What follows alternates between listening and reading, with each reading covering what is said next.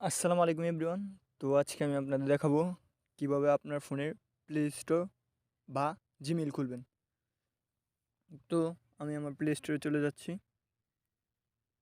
যাওয়ার পরে এই যে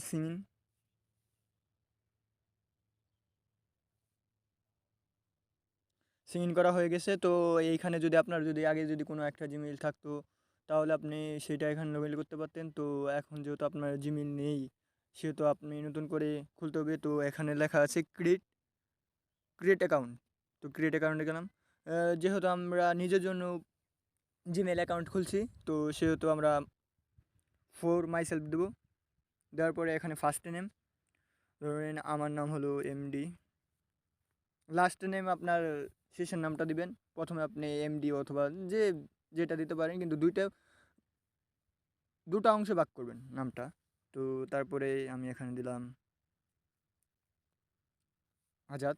তো নেক্সট দেওয়ার পরে এখানে আপনি ডে 12 দিন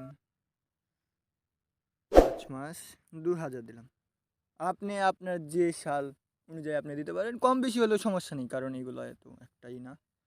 তো পরে মেল, আপনি যদি ফিমেল হন ফিমেল, মেল হলে মেল। তো আমি মেল দিলাম।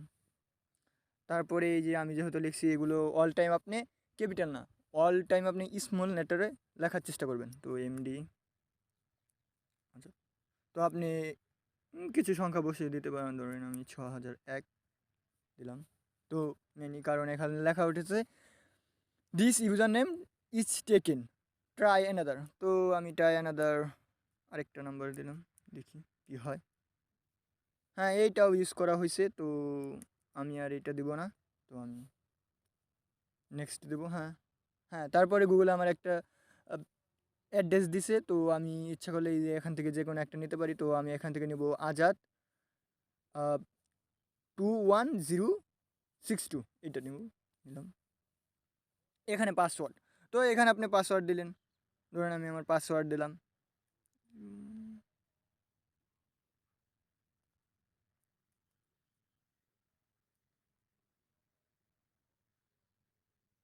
তো পাসওয়ার্ড দেওয়া হয়ে গেছে। তারপর আপনার এখানে ফোন নাম্বার চাইবে, যদি ফোন নাম্বার দেন, ধরুন আমি একটা ফোন নাম্বার দিলাম, অথবা আপনি স্কিপ করতে পারেন। স্কিপ করলাম, স্কিপ করার পরে নেক্সট